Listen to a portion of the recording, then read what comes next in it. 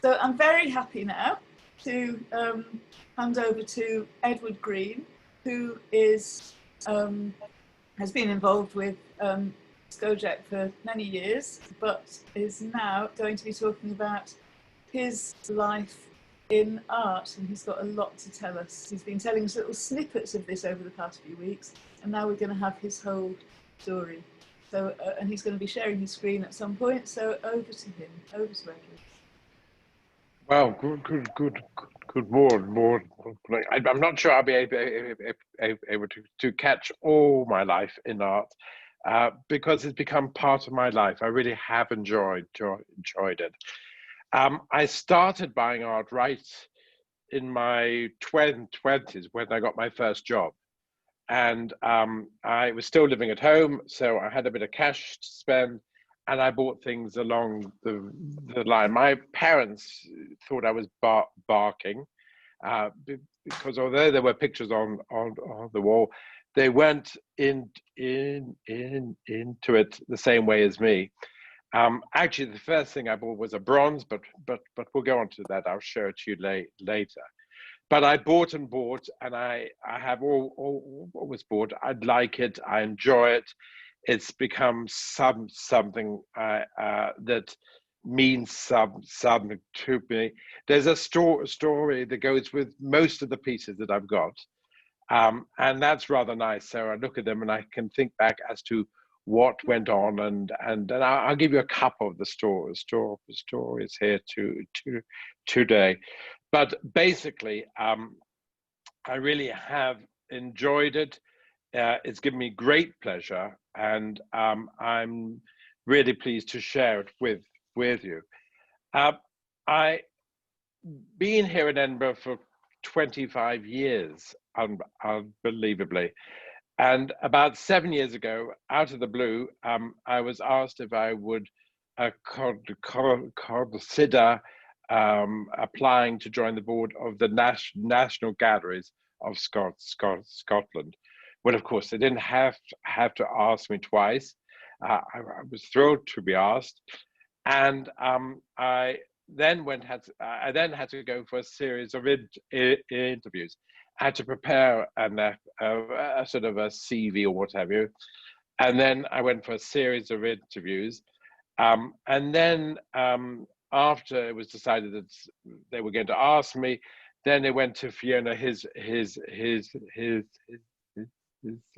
who is the culture secretary, met her, and then subsequently I joined the board.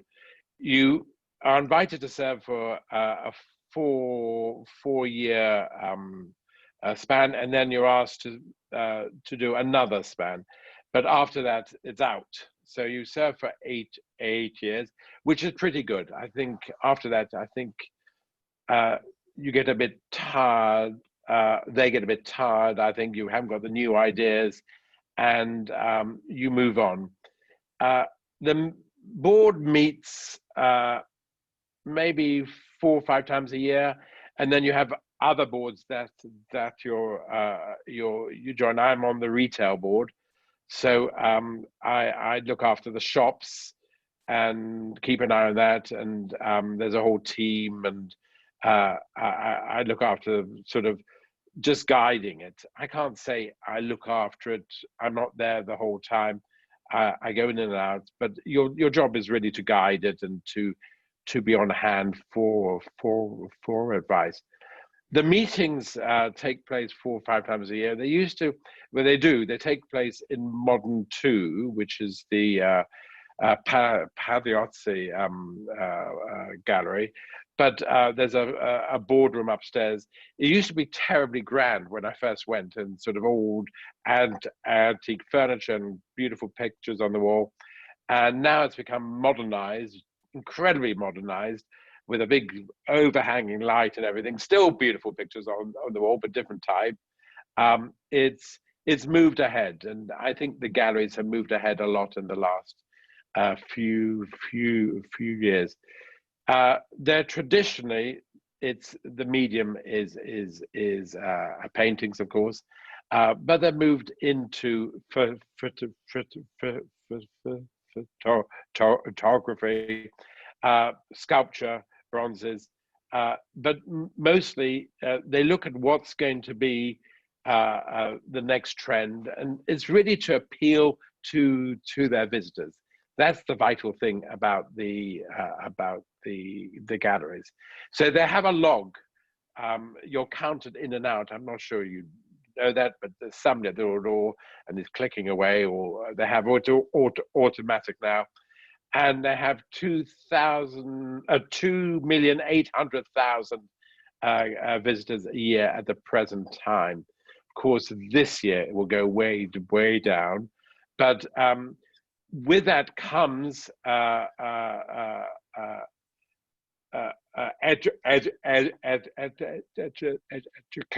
educational visits, which are not as much as you would think.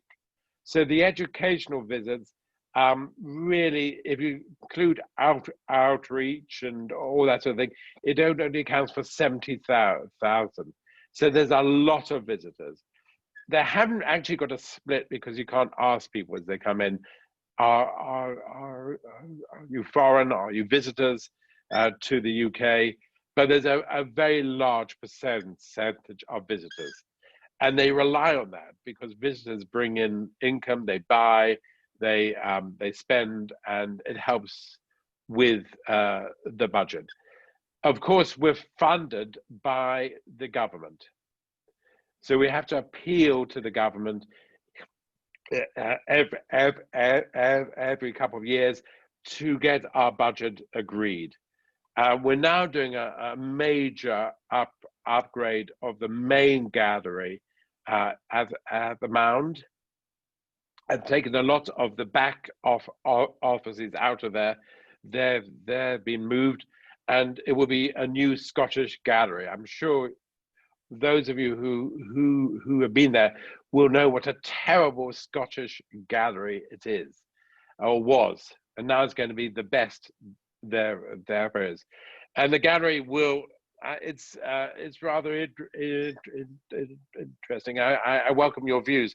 They're going to start at the modern Scottish and go back to the oldish ones. So you'll enter into the gallery at the modern, and you'll go down to the oldest ones. I argued at the meetings that we should start at the oldest and come through to the newest and see how art has changed over the years. But I was outvoted on that, and that's what it's going to be. It's a massive project. It's costing about 24 million pounds. It needs the railways that go under us. We've got to work with them. We've got to work with the city, with the council, all that sort of thing. It's a major project, but it'll be well worthwhile, because it will be one of the best galleries there is, and with incredible views over Princess Street Gardens. Going into lockdown has brought its own problems. You've had to close down the galleries and make sure that they're secure.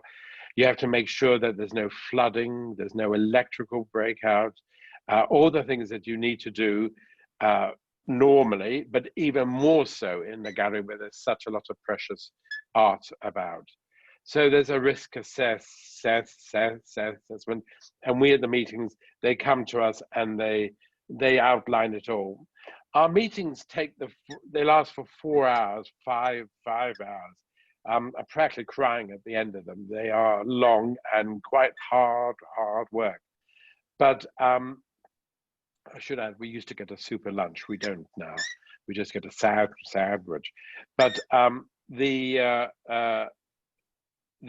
meetings just discuss the running of the galleries, the physical concern of the galleries, then the staffing, and there seems to be a never-ending battle with the unions.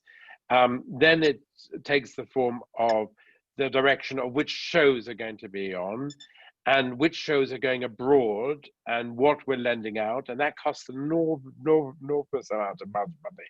It's not a matter of just packing it up and taking it with you. It's cost hundreds and hundreds of thousands of pounds, to lend pieces abroad. And that has to be picked up by the borough, unless it's a joint show, and it's an enormous amount of work. There's 100,000 pieces of art that are belonging to the galleries.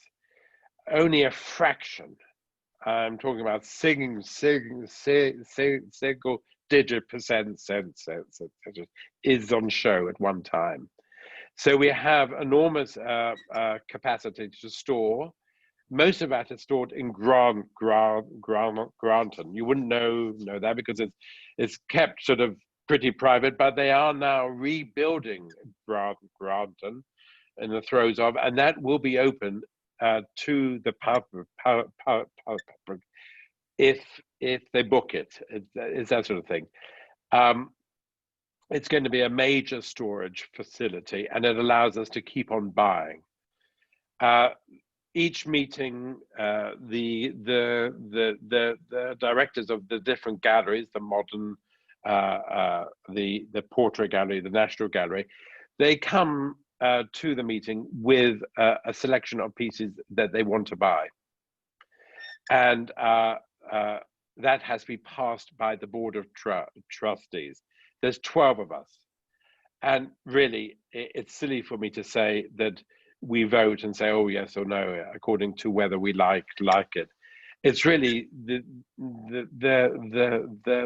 directors who make the decision, and we just validate it. An interesting fact is that the trustees officially own the art. The galleries don't. It's the trustees of the gallery that officially. Now, I haven't got my share, which is 10,000 here. You're just officially nominated the owner. I'm not sure what that's all about, but it's not the galleries, it's the trustees. I suppose when you look at it, the members of the synagogue own the synagogue. So it's the same sort of idea. So they come to the meeting and they have a whole list of what works they want to buy. It's rare that one says no. And then, of course, it's the big battle as to where the money comes from. Part of it comes from funding, part of it comes from the friends of the gallery, and there's 14,000 friends of the gallery.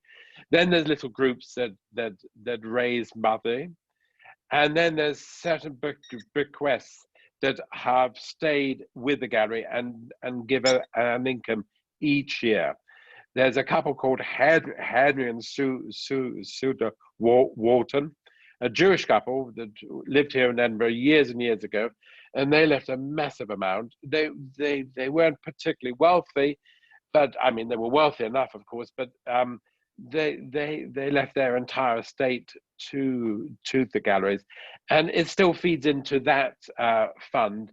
And there's all sorts of funds that are of similar vein. And of course, it goes after big donors, and it also accepts art in lieu of tax for death duties, and that's in with the government. So we have a lot of bequests that come from different families or noble families, and they have come into the galleries. The Titians, the Sutherlands. It really depends on the art and and whether or not we can apply, because we have to apply to the government for certain pieces that will be accepted in lieu of death duties. It's all quite fascinating, and it's been a completely new world for me. Going into a gallery and buying a piece of art is quite different from going into the galleries and hearing all about what goes on behind the scenes. So there's a director general, John Layton, and then there's a director of the collection, the research.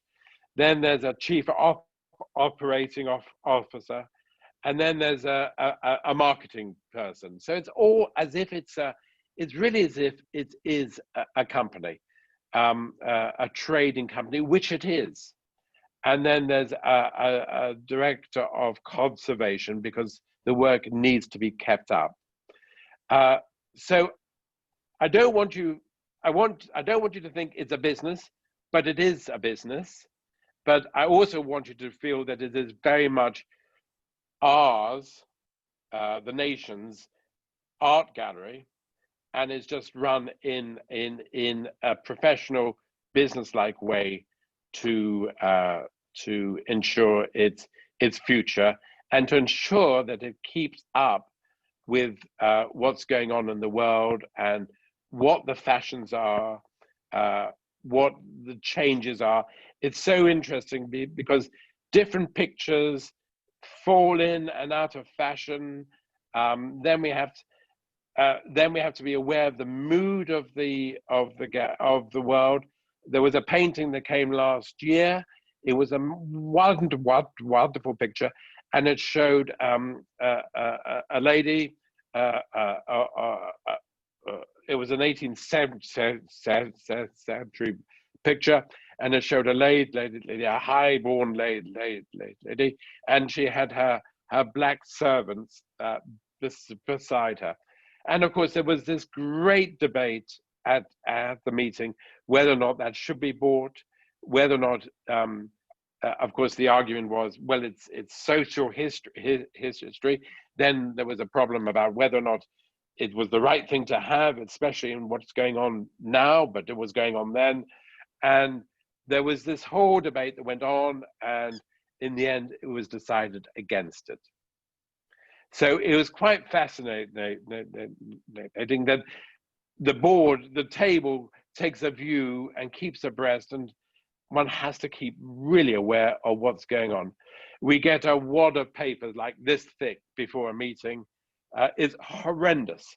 And I don't want to be the stupidest guy at the table, so I sit there for like a day or 2 days before, reading it all up, putting my marker on it, my highlighter, ensuring that I know what it's all about. And because, of course, there's no point in going to a meeting and sitting there and not saying a word and not contributing.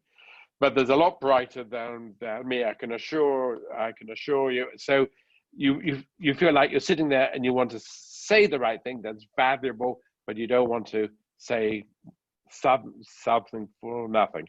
So I find the meetings incredible and enjoyable, but I do find them stressful. I prefer the meetings about the trading company because there's more my ken. So I really enjoy those, and I think I've enjoyed seeing how it's moved and everything. I don't want you to think I don't enjoy the other meetings, but it's much harder work. We had a change of chairman last year, or a couple of years ago now. I was asked to apply for the chairmanship, and I came home and I said to Marilla, they asked me to apply, and she said, have they asked? So I said, yes, I really don't want to do it. So she said to me, you'll be sorry if you don't apply. So I said, no, I won't. She said, yes, you will. So I did apply, and I was very pleased when I was not picked. I'm certainly the right guy was picked.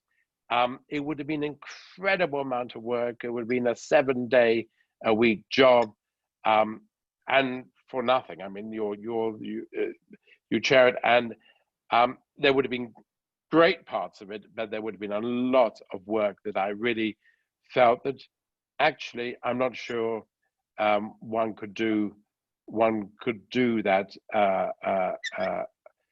now. But it's a fascinating organization. I'll show you a few slides just to give you an idea, and then I'll welcome whatever questions you want. I just press share screen, do I? So that's it. Like we did before, yeah, that's it. That's it. Right. So there's the galleries now, the National Gallery, the Portrait Gallery, the Museum of Modern Art, and the Modern Art 2. There are another couple of galleries outside of Edinburgh that are part of the group, Paxton House and Duff House, and they really just show a small collection of what we have. Let me see how I go on. How do I go on? There we go. This is the inside of the Portrait Gallery. I'm sure you're all aware of it. It's just the most, I think this is the best in the bunch. This is the front hall. These are all Scottish people going around the corners, or whatever you want to call it, the frieze. And it is a wonderful collection of portraits that tell the history of Scotland. And then here we are, the National Galleries. This, I included this because I wanted to point out the new wing. You can see it's in the far further from you. You see that incredible picture window, and that looks out onto the galleries, and there's picture windows all the way along. So it's been designed very much to take in Edinburgh with the galleries, and it really will be the most impressive place. I just hope we'll get it open. The work has stopped for the last few months, or couple of months. We had to follow government guidelines, so it stopped, and there's been extra issues because it stopped, but that's the way it goes. I mean, I think. And then I'm just show you a few pictures. You get these wonderful traditional pictures. This great Scottish fellow, wonderful. And these are the thing. This is Cadell, and then you get the modern. So we go all the way through, and we have to take into account that there are very much different tastes, different wishes, and different times. Let me see. And then I love this one. I just wanted to include it. I thought it was just such a wonderful picture. Listen, this picture is not an enormous amount of money, but it is the most incredible picture.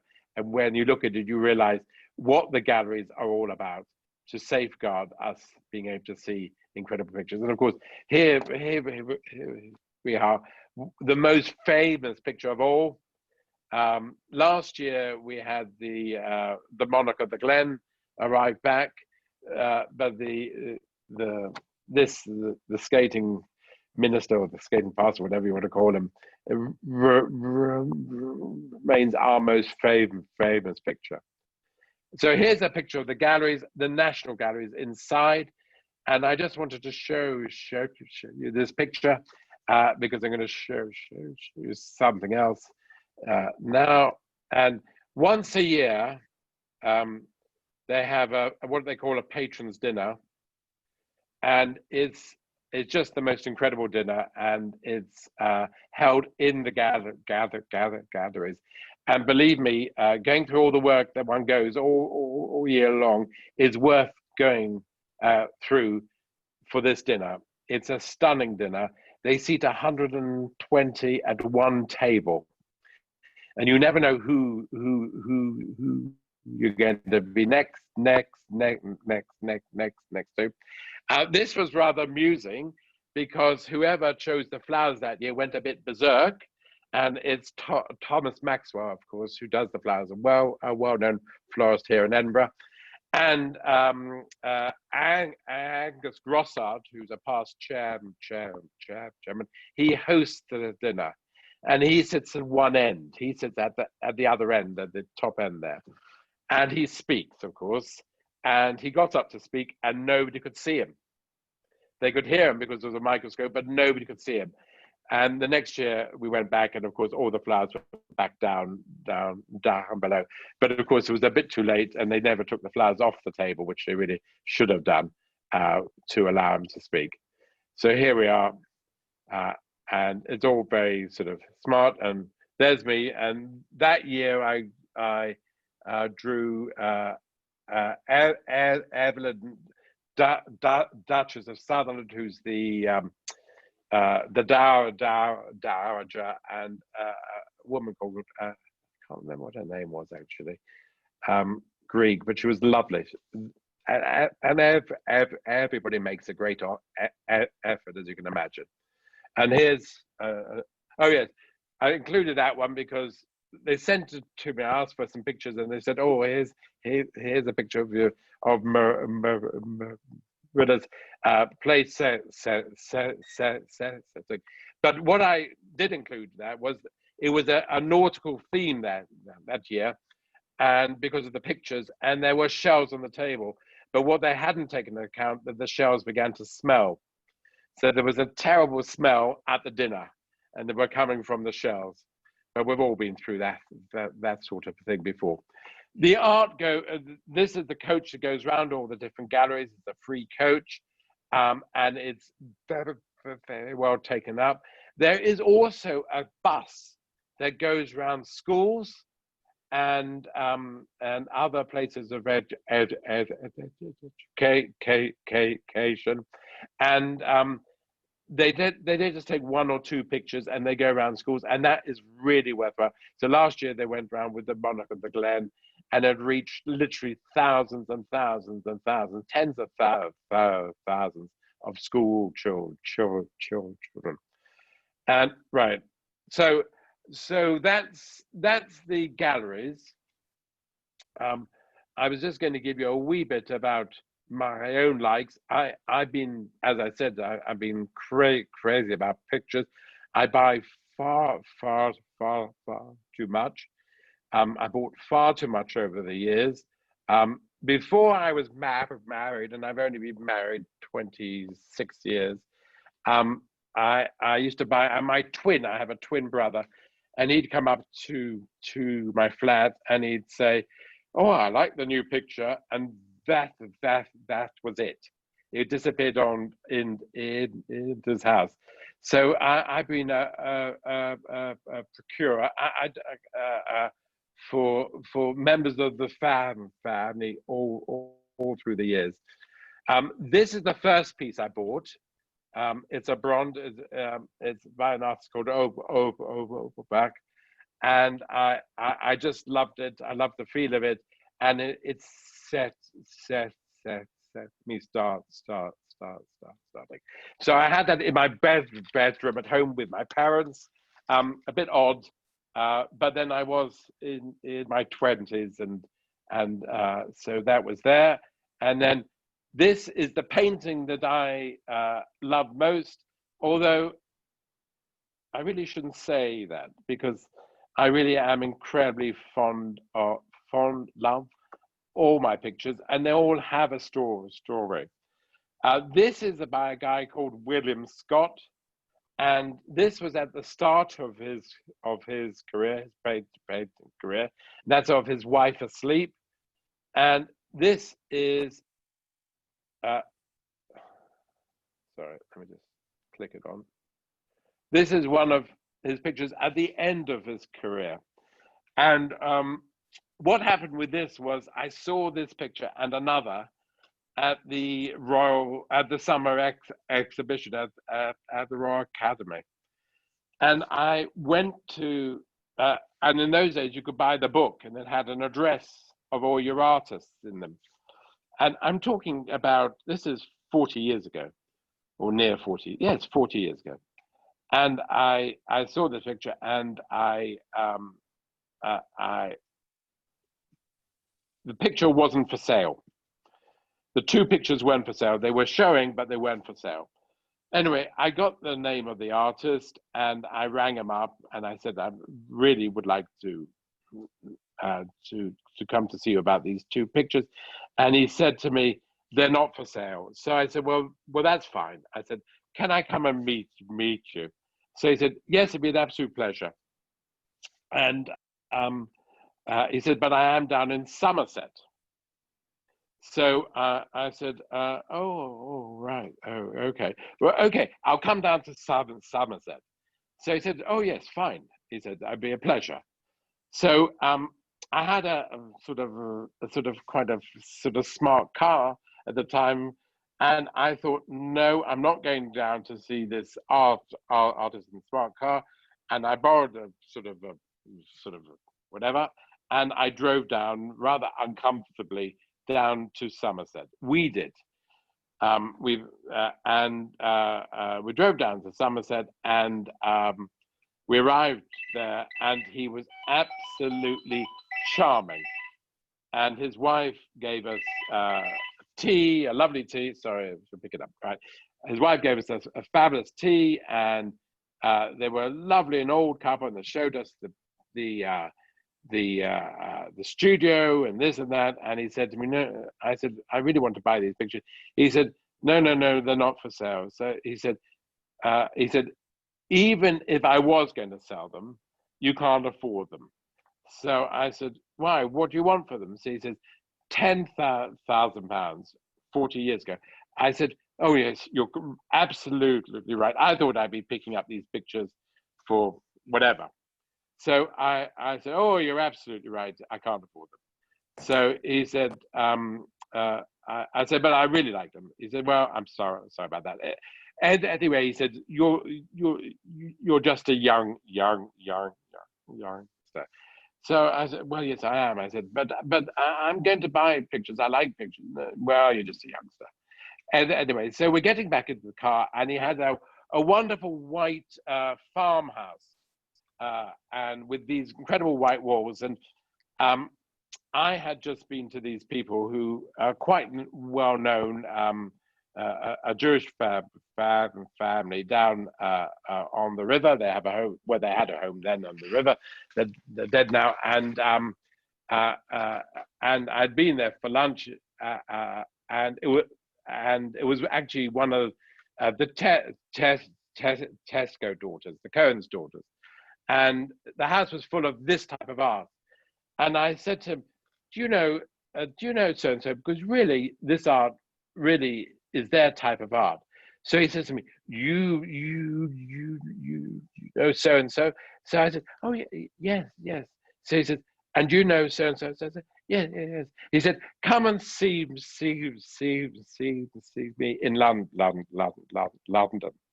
So he made a time for me to go and see him a week late in London. And I realized I had made a major mistake. This guy was full of ego, as most artists are. He was incredibly, it was vital to him that he felt that the pictures were going to the right home, and that I wasn't going to sell them. I wasn't going to make a buck on them. And I was going to look after them and cherish them and be part of whatever. And he was absolutely, I just gauged it all wrong. I didn't realize how stupidly I'd behaved. But I mean, why would I? Anyway, my father had a great big car at the time, and I said to my father, could I use the car? And he had a guy that drove, and I was taken down in regal splendor down to see him. And he came out, and he sort of practically pulled me in the house, and we agreed at £1,000 for the two pictures.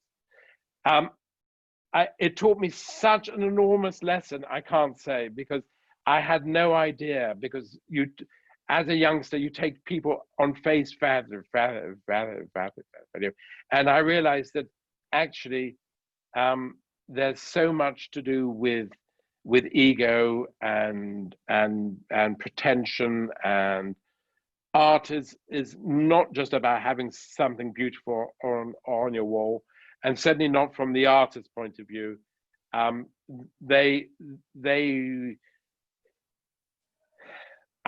Well, maybe I'm speaking out of turn, but I think the artists I've met at the galleries over the years, when all the openings, it's all about for them seeing their art in the right places.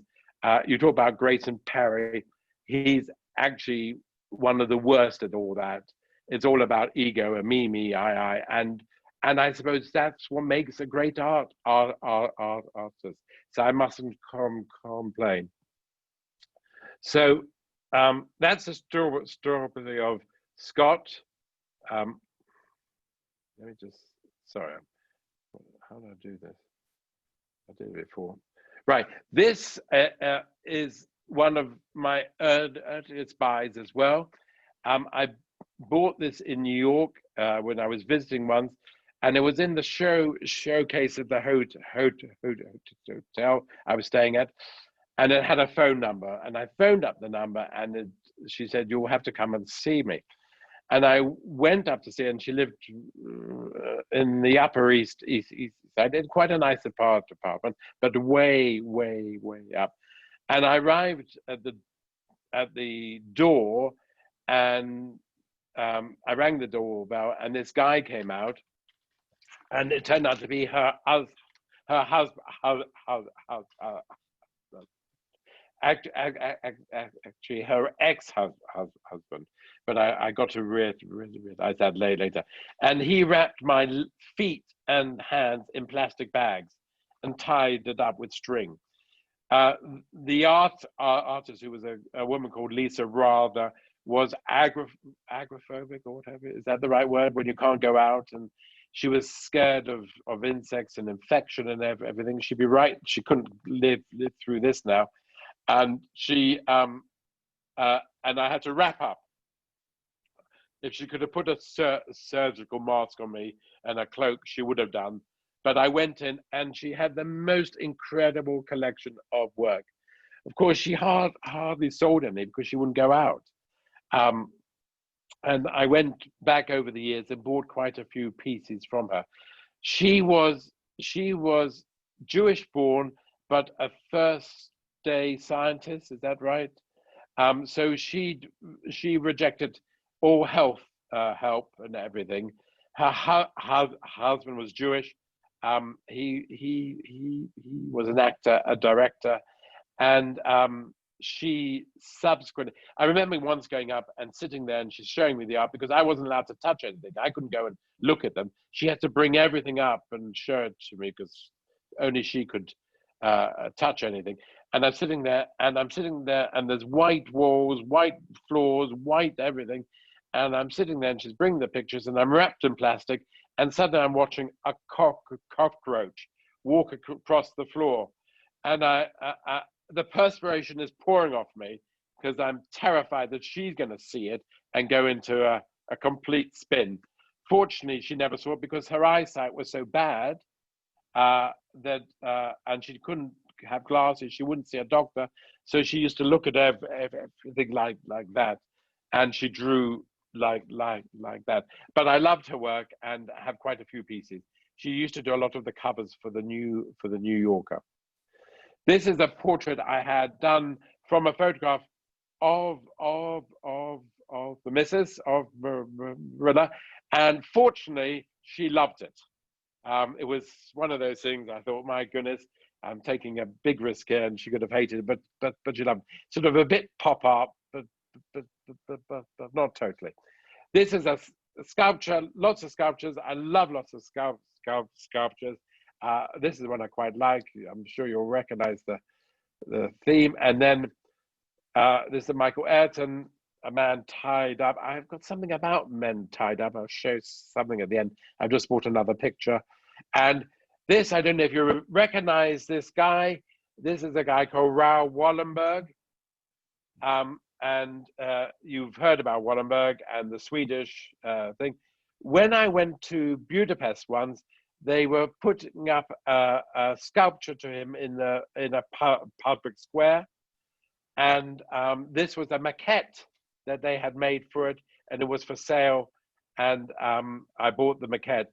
Unfortunately, it came with lots of marble sort of, it's supposed to be walking through a whole sort of lot of marble pillars, but when they sent it to me, they didn't take it all apart. they just bunged it in a box with a bit of straw, and of course the marble all smashed into thousands of pieces. So I was lucky that I had this. Then, just so you know that I don't confine my art to the house, these are spinning tops that we got in the garden, bit of fun. And this is our son, Freddie, and he was about, oh, I don't know, you'll see. That's him there. So he was about 3. That's him being made there. And there's the Queen at an exhibition of this artist. And there's Freddie down there. I kept that for Freddie so he could see it. And here's Freddie now. He's grown up a little bit. And we had this portrait done a couple of years ago. Interesting enough, we're all thrilled with the picture, including him, which is amazing. We decided that we'd have our portraits done, so the 3 of us would have a portrait. You remember that wonderful story about Mrs. Churchill and the Graham Sutherland portrait of Winston Churchill. She so hated it that she had the gardener burn it. Well, I'm waiting for the next bonfire, because as good as he was on Freddie, he was awful on us.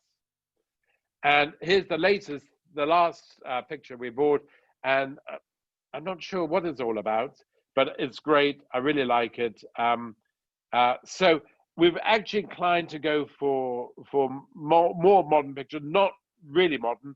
This is what you would call contemporary. What's the difference between contemporary and modern? I'm not too sure. And we've decided on that because we felt that if we went for older stuff, which we don't really like, it just dates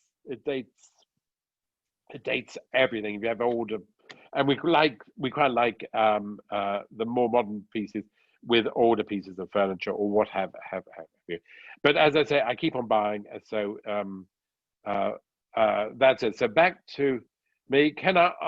How do I come out of this? Right. Okay. Can I answer any questions? Yeah, that was fantastic. Thank you. First, thank you so much. Not at all. Shared so much with us about your life and your art and the world.